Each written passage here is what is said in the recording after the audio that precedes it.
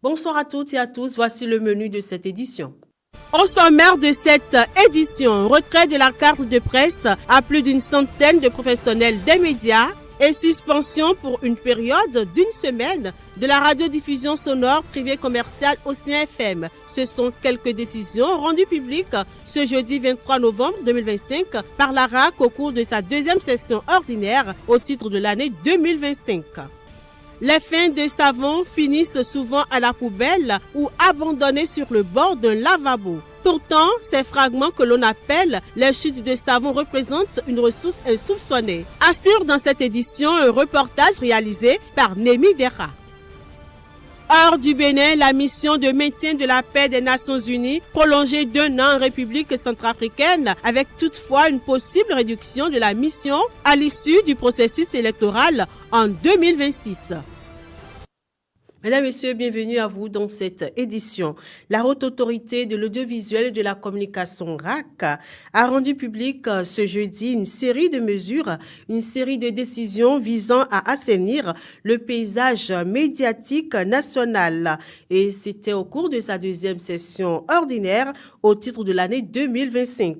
Il s'agit de la suspension pour une semaine de la radio Océan FM pour des violations répétées de l'interdiction de publicité sur les produits et pratiques médicamenteux malgré plusieurs avertissements, du retrait du bouquet de la TNT de Iman TV, Canal 2 Star et de Tourné Agri TV pour absence de programme ou non-respect de leur convention. La RAC a également retiré plusieurs fréquences radio jugées non conformes à ses engagements. Elle a procédé par la même occasion à la révision du fichier national de la carte de presse, suspension, nouvelle attribution et retrait de carte avec pour objectif de renforcer la crédibilité du statut de journaliste et la transparence du secteur.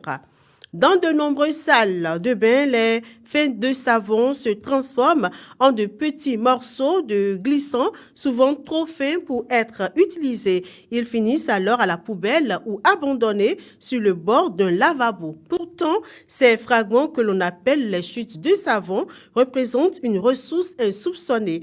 De plus en plus de particuliers, d'artisans et même d'associations choisissent aujourd'hui de leur offrir une seconde vie. C'est un récit qui porte la signature de Némi Vera. Chaque année, des tonnes de savon sont jetées à cause de restes devenus difficiles à manipuler. Ce gaspillage s'ajoute à l'impact environnemental lié à la production des savons industriels. Dans plusieurs villes, de petits ateliers artisanaux ont flairé l'opportunité. Ils collectent les chutes auprès de particuliers ou d'hôtels, puis les transforment en de nouveaux savons. Le procédé est simple. Les restes sont broyés, fondus et mélangés à de nouveaux ingrédients naturels pour reformer de petits pains de savon colorés et parfumés. Les hôtels, grands consommateurs, jouent un rôle clé. Certains établissements s'associent à des organisations pour recycler les savons laissés par les clients. En rassemblant les restes dans un petit sachet en tissu, il devient possible de les utiliser comme un savon classique. D'autres choisissent de les faire fondre doucement pour fabriquer un savon unique, souvent plus écologique et plus économique, plus qu'un produit acheté en magasin.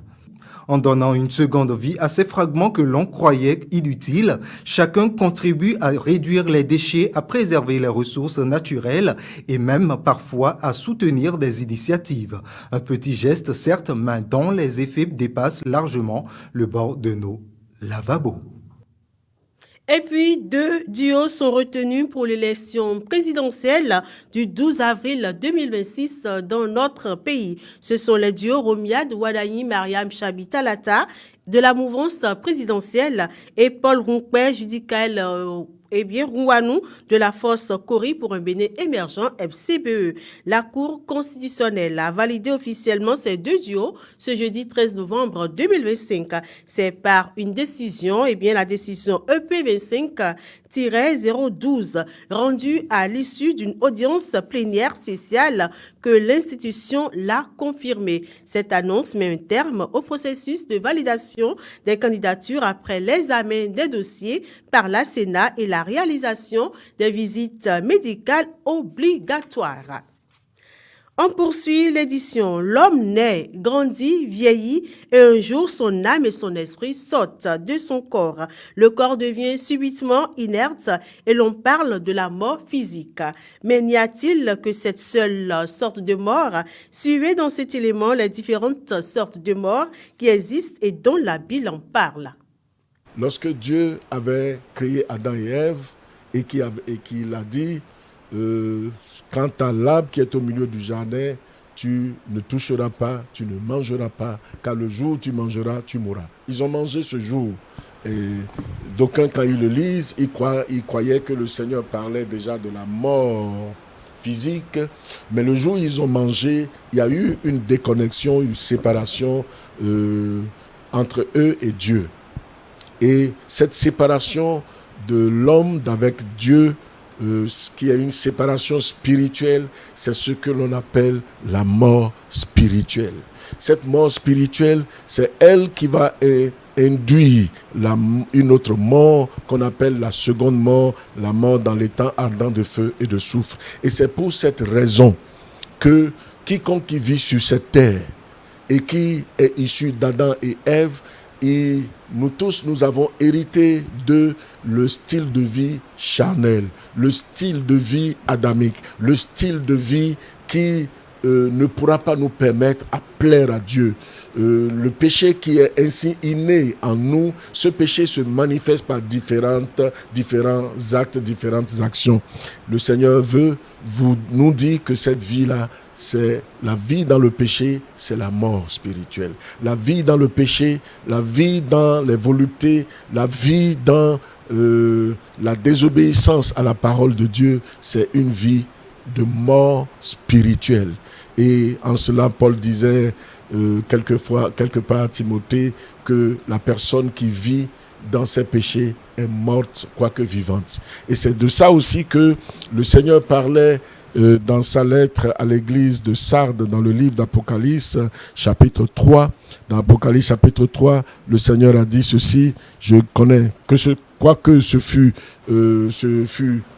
une église, des gens donc qui ont cru en Jésus-Christ, il a dit: je connais tes œuvres, je sais que tu passes pour être vivant, mais tu es mort. Il peut y avoir des gens qui soit peut-être qui ont l'habitude de prier, de lire la Bible, de mener des activités chrétiennes, de donner de l'argent ou de porter des titres, mais spirituellement ils seraient morts. L'église de Sardes, c'était sa condition. Elle était morte, quoique vivante. Donc, il y a la mort spirituelle, la mort physique, nous avons parlé de ça, l'âme qui quitte le corps, mais il y a la mort spirituelle dans laquelle on peut être en train de vivre déjà sans quand l'âme est encore dans le corps. Et cette mort spirituelle-là, lorsque la mort physique intervient, elle conduit à la seconde mort qui est l'enfer. L'actualité hors du Bénin nous emmène au Burkina Faso où la junte veut faire juger les douaniers et magistrats impliqués dans une affaire de corruption. Au Soudan du Sud où l'actualité aborde la chute spectaculaire du vice-président Benjamin Bolmel. Et pour finir, en Centrafrique où la mission des casques bleus est prolongée d'1 an par la CEDEAO. La compilation des informations hors du Bénin porte la signature de Félicité Bouton. Au Burkina Faso, les autorités de transition donnent de nouveaux détails sur l'interpellation le mois dernier d'un avocat et de plusieurs magistrats. Selon la junte, ils sont accusés de corruption dans une affaire de racket datant de 2021 et impliquant des agents des douanes. D'après le Courage, l'instance créée pour superviser la transition, ces douaniers avaient été poursuivis pour avoir extorqué de l'argent à des transporteurs routiers. Les enquêteurs affirment détenir des preuves matérielles. Malgré ces éléments, les suspects avaient obtenu un non-lieu. Le Courage accuse aujourd'hui un avocat et 10 magistrats de la cour d'appel de Ouagadougou d'avoir accepté des pots de vin pour blanchir les douaniers et leur transmettre l'identité des témoins. Le Courage parle d'une mascarade judiciaire et dénonce un grave dysfonctionnement dans la chaîne de justice. Le Conseil de sécurité de l'ONU a décidé ce jeudi 13 novembre de prolonger d'1 an le mandat des casques bleus en République centrafricaine, malgré les réticences des États-Unis, seuls à s'abstenir lors du vote. La mission de maintien de la paix est désormais reconduite jusqu'au 15 novembre 2026. Une possible réduction plus importante après le cycle électoral prévu en 2025 et 2026. Pour l'ONU comme pour la France, l'objectif reste de garantir un retour durable de la paix avant tout transfert progressif des responsabilités aux autorités centrafricaines. Au Soudan du Sud, le vice-président Benjamin Bolmel a été limogé mercredi 12 novembre et immédiatement placé en résidence surveillée. Le décret annonce non seulement sa destitution du poste de vice-président, mais aussi son éviction du parti au pouvoir. Il perd également son grade de général au sein de la sécurité nationale. Aucune explication officielle n'a été fournie. Mais selon des acteurs de la société civile, Benjamin Bolmel aurait fini par s'opposer aux décisions du président. Son manque de transparence dans la gestion des revenus pétroliers et son incapacité à redresser l'économie pourrait également avoir entraîné sa chute spectaculaire. Voilà qui met fin à cette édition. Merci pour votre attention renouvelée. On se retrouve demain à la même heure. Par la grâce de Dieu. Très bon week-end par anticipation.